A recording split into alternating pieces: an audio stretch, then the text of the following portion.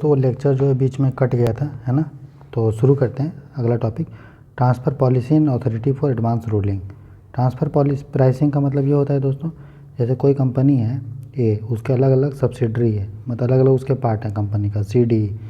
तो कोई क्या होता था, ट्रांसफ़र प्राइसिंग का मतलब ये है जब हम लोग मूल्य को हस्तांतरण कर देते हैं।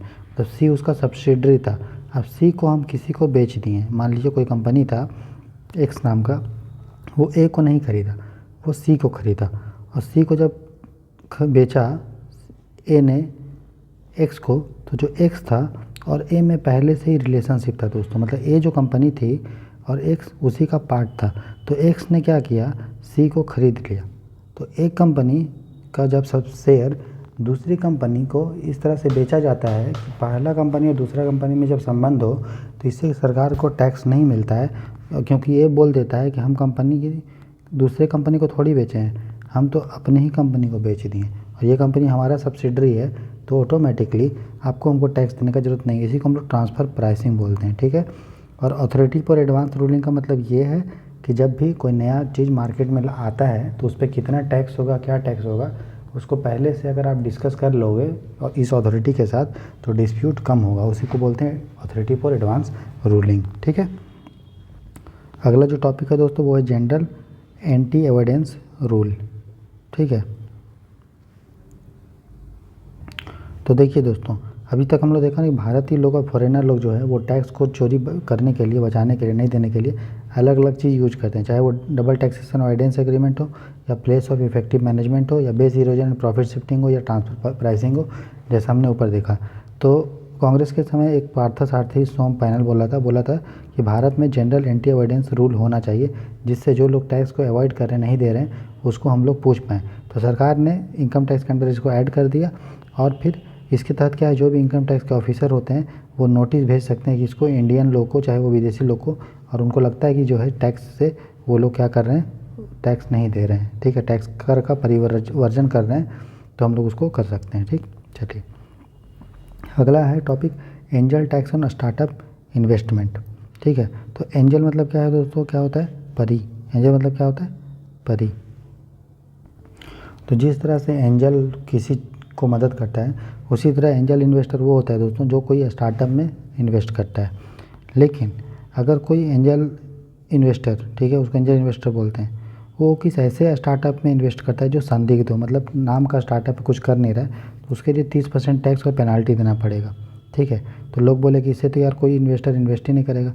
लेकिन फिर सरकार ये बोला कि अगर ये आदमी लिख के दे कि हम अच्छे तरह से इन्वेस्ट किए हैं, और ये स्टार्टअप बोले कि हम जो है काम अच्छा से कर रहे हैं, तब फिर हम मैटर को सेटल कर लेंगे। समझ में आ रहा है। तो एंजल इन्वेस्टर मतलब ऐसा आदमी जो स्टार्टअप में इन्वेस्ट करता है, ठीक है। उस पर हम लोग टैक्स कितना लेते हैं, 30%, ठीक। चलिए अगला कॉन्सेप्ट है रिट्रोस्पेक्टिव टैक्स। रिट्रोस्पेक्टिव मतलब आज कितना है, 2015, तो जो भी टैक्स लगना चाहिए दोस्तों, वो अगर लिखा हुआ है कि 15 में कोई कानून आया और 15 के बाद जितने इनकम आप कमा रहे हो उस पर जो टैक्स लग रहा है उसको तो रिट्रोस्पेक्टिव टैक्स नहीं बोलते हैं। लेकिन 2015 में कोई कानून आया और पहले जितना हम लोग पैसा कमाए अगर उस पर टैक्स लिया जा रहा है इस कानून के द्वारा, तो हम लोग बोलेंगे उसको रिट्रोस्पेक्टिव टैक्स दोस्तों, ठीक है, समझ गए। ये वोडाफोन के समय बहुत जो है न्यूज़ में था। वोडाफोन में क्या हुआ था कि सरकार ने बैक डेट से वोडाफोन ने जो भी पैसा कमाया था इंडिया से, उससे सरकार ने टैक्स लिया था। तो इसका बहुत क्रिटिसाइज हुआ था कि इंडिया में जो है रिट्रोस्पेक्टिव टैक्सेशन, रिट्रोस्पेक्टिव मतलब बैक डेट से पैसा को, टैक्स को लेना। समझ में आया। तो आप बस इतना ही समझिए, रिट्रोस्पेक्टिव टैक्स मतलब एक तरह का टैक्स है जो हम लोग ट्रांजेक्शन पे लेते हैं जो पास्ट में हुआ था, और वो ट्रांजेक्शन पहले जो पैसा कमाया तो वो उस पर टैक्स नहीं लिया जाना चाहिए था। लेकिन सरकार ने नया कानून ला के बैक डेट से उस चीज़ पे भी टैक्स ले लिया जो टैक्स के दायरे में नहीं था दोस्तों, ठीक है, समझ गए आप।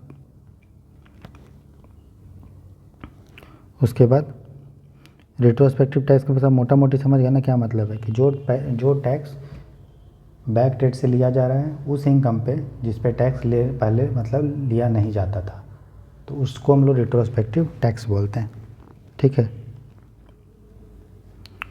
तो फिनांस पहले लिया जाता था, तो फिनांस मिनिस्ट्री ने टैक्सेशन लॉ अमेंडमेंट बिल लेके आया ताकि हम रिट्रोस्पेक्टिव टैक्स को ख़त्म कर पाएँ, ठीक है, 2021 में। तो इस कानून में ये लिखा गया कि कोई भी भारत का परिसंपत्ति होता है, अगर उसको इनडायरेक्ट रूप से ट्रांसफ़र किया गया है 2012 के पहले तक, तो भारत सरकार उस पर टैक्स नहीं लेगी। अगर इनकम टैक्स अथॉरिटी ने कोई टैक्स कलेक्ट किया है तो भारत सरकार उसका रिफ़ंड करेगी, ठीक है, लेकिन इंटरेस्ट नहीं देगी, ब्याज नहीं देगी, जितना पैसा कलेक्ट किया उतना पैसा उसको वापस कर देगी। लेकिन कंपनी को फिर ये बोला गया कि आप जो भारत सरकार के अगेंस्ट केस किए हैं वो केस को आपको वापस लेना पड़ेगा। समझ में आया? तो इसको बोलते हैं रिट्रोस्पेक्टिव टैक्स। अब क्वेश्चन है कि which one of the following best reflects indirect transfer often talked about in media recently with reference to India. तो इनडायरेक्ट ट्रांसफ़र मतलब जो चीज़ हम डायरेक्ट रूप से ट्रांसफ़र नहीं कर रहे हैं, जैसे नहीं कर पा रहे, जैसे ए का 3 ब्रांच था, बी सी डी 3 सब्सिडरी था एक कंपनी का, तो ये कंपनी ने क्या किया, डायरेक्टली इसको ट्रांसफ़र नहीं कर दिया पूरा, वो क्या किया, इसका जो सब्सिडरी था बी को दिया सी को, तो वाई जो कंपनी था ऑटोमेटिकली बी का मालिक हो गया और टैक्स देने से बच गया, है ना, क्योंकि बोलेगा सरकार को कि हम जो है इसी को पैसा दिए हैं, अपनी ही कंपनी को ट्रांसफ़र कर दिए हैं अपना मूल्य, है ना।